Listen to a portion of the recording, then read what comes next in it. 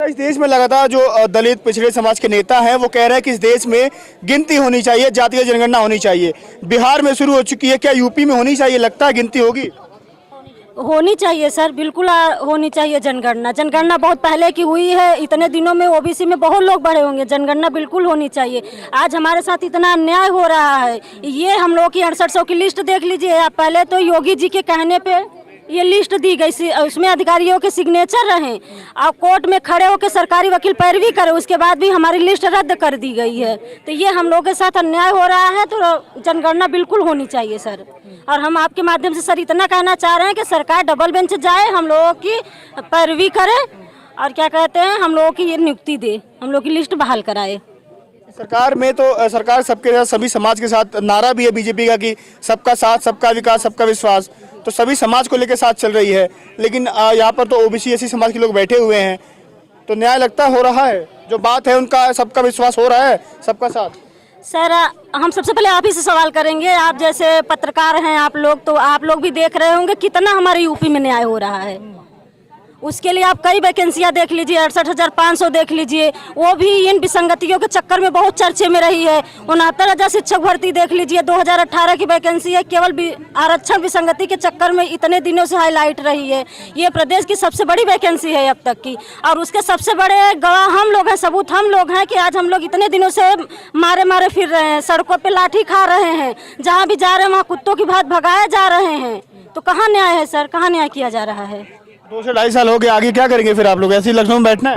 बिल्कुल हम लोग यहीं पे आत्मदाह करेंगे। अगर हम लोगों को न्याय नहीं मिलेगा, योगी जी के आवाज पे सामूहिक आत्मदाह करेंगे। जब तक हम लोगों को न्याय नहीं मिलेगा, सरकार जाए, डबल बेंच जाए, हम लोगों की ये 6800 की जो लिस्ट दी है इसके प्रति पैरवी करे और हम लोगों को न्याय दे।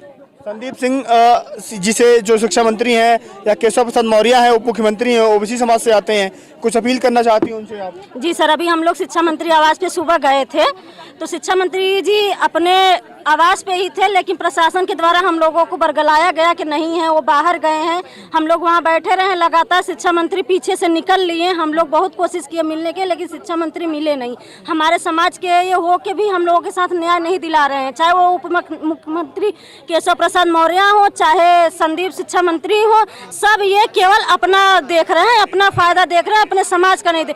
हम ओबीसी वालों को, एससी वालों को केवल वोट बैलेंस के लिए यूज किया जा रहा है। इस हिसाब से देखा जाए तो योगी जी के कहने पे ये लिस्ट आई और उसके बाद चुनाव हुआ, तो इसलिए हम लोग को तो वहाँ पे इस्तेमाल किया गया केवल वोट के लिए। अगर वोट के लिए नहीं किया गया तो सर आज हम लोग विद्यालय में होते, हम लोग को नियुक्ति मिली होती। 24 का चुनाव आ रहा है? बिल्कुल सर, 24 का चुनाव आ रहा है, बनेगा आप लोग का? बिल्कुल मुद्दा बनेगा सर। हम लोग सड़कों पे जहाँ जहाँ भी इनकी रैलियां होगी वहाँ जाएंगे हम लोग, इनके खिलाफ अब हम लोग प्रचार करेंगे।